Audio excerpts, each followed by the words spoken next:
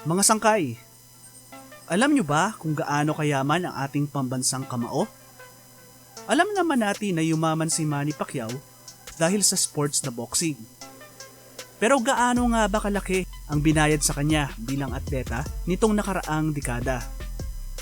Nang nakaraang taon ay naglabas ang Forbes magazine ng listahan ng 10 highest paid athlete o 10 atleta na pinakamalaki ang natanggap na bayad ng nakaraang dekada. Ito ay sumasakop sa mga taong 2010 hanggang 2019. Pumasok kaya ang ating idolo sa listahan? Yan ang pag-uusapan natin ngayon mga sangkay. Pero bago yan ay huwag kalimutan mag-subscribe at i-click ang bell icon para sa mas marami pang mga video gaya nito. Huwag din kalilimutang i-share at i-like ang video natin. Subukan nating paabuti ng 200 likes ng video na to. At i-comment na din kung ano pang topic ang gusto nyong gawan ko ng video.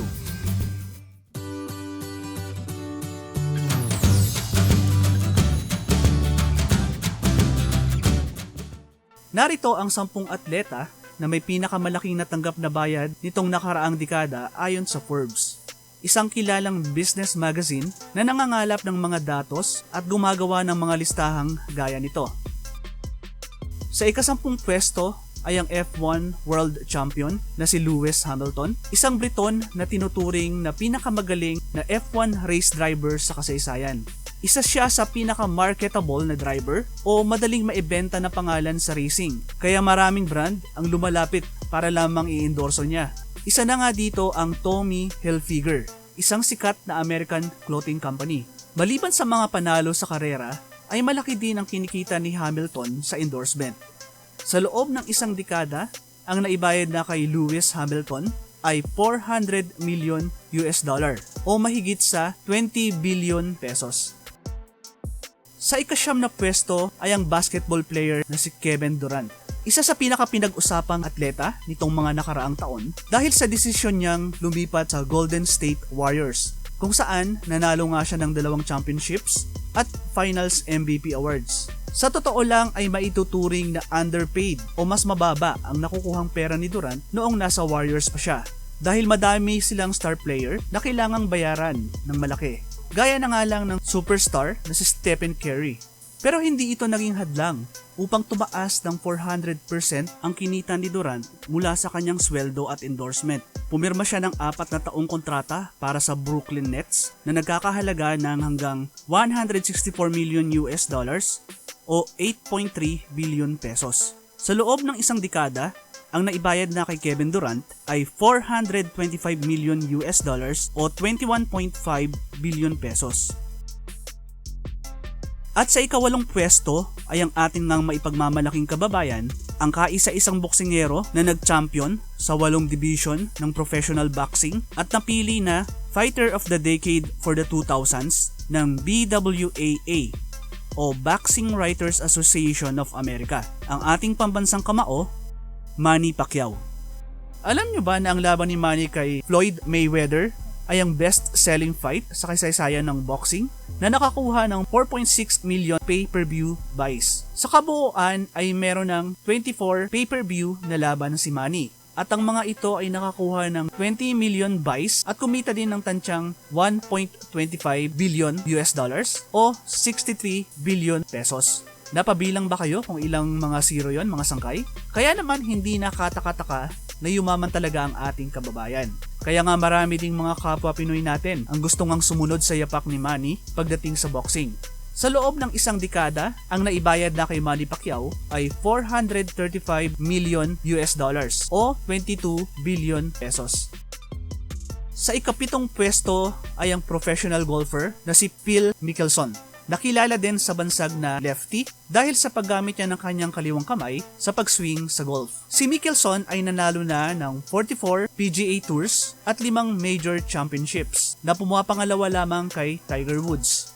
Noong 2018 ay napanalunan niya ang pinakamalaking premyo sa kanyang karera nang talunin niya si Tiger Woods sa isang exhibition game. Nag-uwi siya ng $9 million o mahigit 456 million pesos mula dito.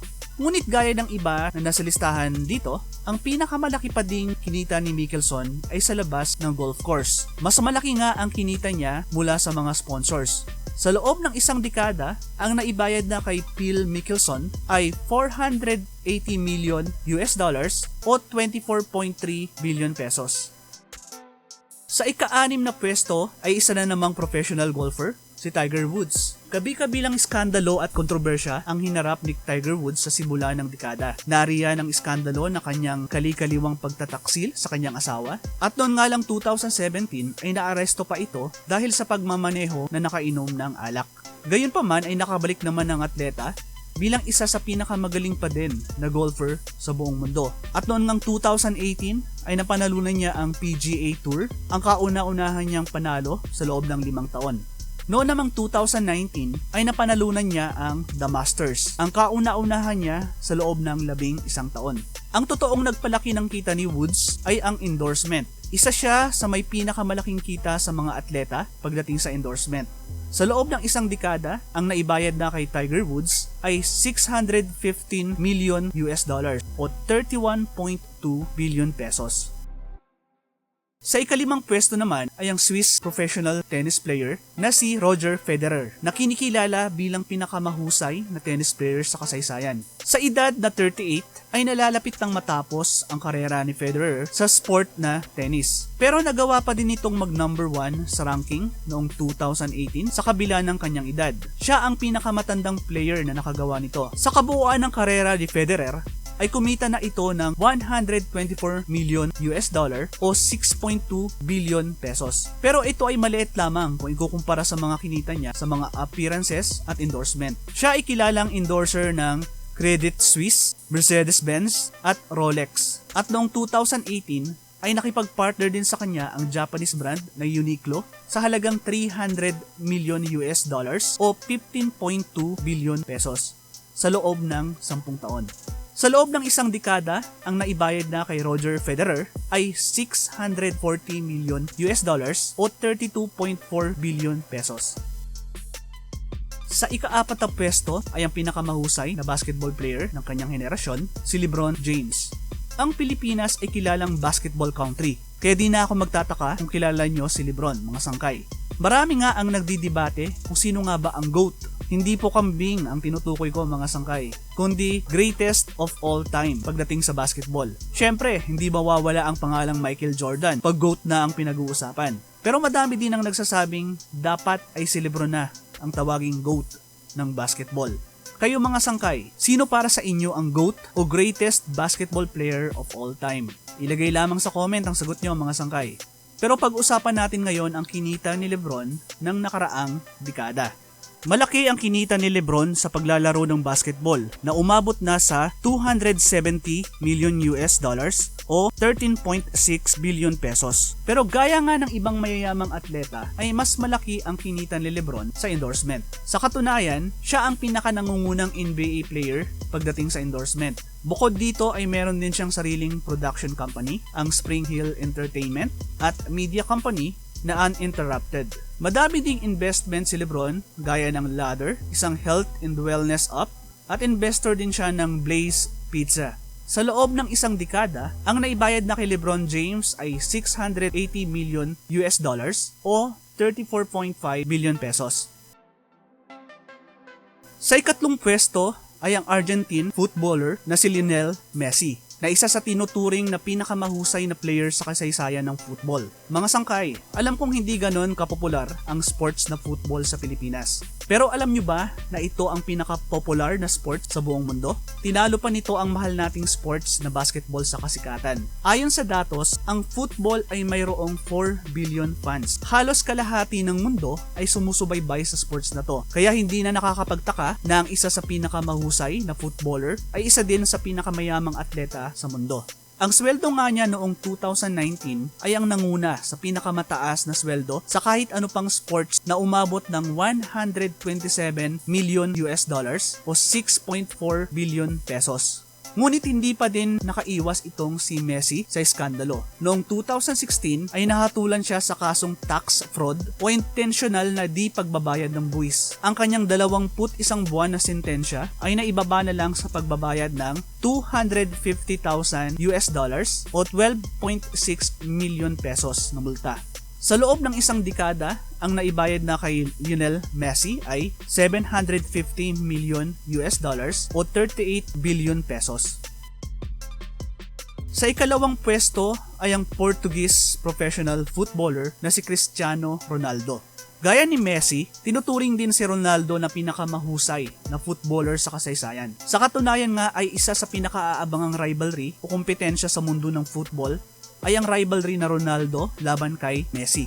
Maging sa sapatos na ini-endorso ay makikita din ang rivalry sa dalawa. Si Ronaldo ay ang endorser ng Nike, samantalang si Messi naman ang endorser ng Adidas. Laging inaabangan ng football fans ang paghaharap ng dalawa sa field dahil nga sa halos pantay na galing at napatunayan na ng dalawa sa sports. Kung meron mang masasabing lamang si Ronaldo kay Messi, ito ay ang social media followers. Si Ronaldo lang naman ang most followed athlete sa social media na merong halos 400 million followers. Isa din ito sa dahilan kaya gustong-gusto siyang kunin na endorser ng maraming brands. Ngunit gaya din ni Messi, si Ronaldo ay nagmulta din noong January 2019 ng halagang 21 million US dollars o 1 billion pesos para sa kasong tax evasion.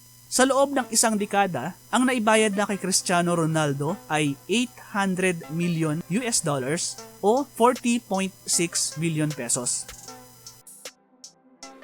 At ang pinakananguna sa listahan ng mga atletang nakakuha ng pinakamalaking bayad sa loob ng nakaraang dekada ay kilalang-kilala din natin mga sangkay. Ang pinakamalaking kakumpetensya ng ating pambansang kabao, si Floyd Mayweather. Hindi ko na marahil kailangan pang ipakilala ang taong ito. Marami sa atin ang naiinis sa kanya. Pero aminin natin na isa si Floyd sa pinakamagaling na atleta sa pagmamarket o pagbebenta ng sarili niya. Isa sa mga taktika niya ang gumawa ng mga controversial na bagay, lalong-lalo na pag meron siyang nalalapit na laban. Para nga naman pag-usapan siya at marami ang manood ng laban niya. At aminin man natin o hindi, ay mahusay talagang boksingero itong si Mayweather. Parehong nakinabang si Mayweather at Pacquiao sa naging laban nila na naging best-selling fight sa kasaysayan ng boxing. Alam na alam nating mga Pinoy kung gaano katagal ang ginawa nating paghihintay para sa laban ng dalawa. Bagamat di pinalad ang ating pambansang kamao, ay malaki pa din ang naiuwing bayad ng dalawa mula sa laban, lalo na si Mayweather. Maliban kay Pacquiao, ay lumaban na naman si Mayweather sa isang high-profile na athlete na si Conor McGregor noong 2017. Alam nyo ba kung magkano ang naibulsa ni Floyd sa pinagsamang laban niya kay Pacquiao at McGregor? 500 million US dollars o 25.3 billion pesos lang naman mga sangkay.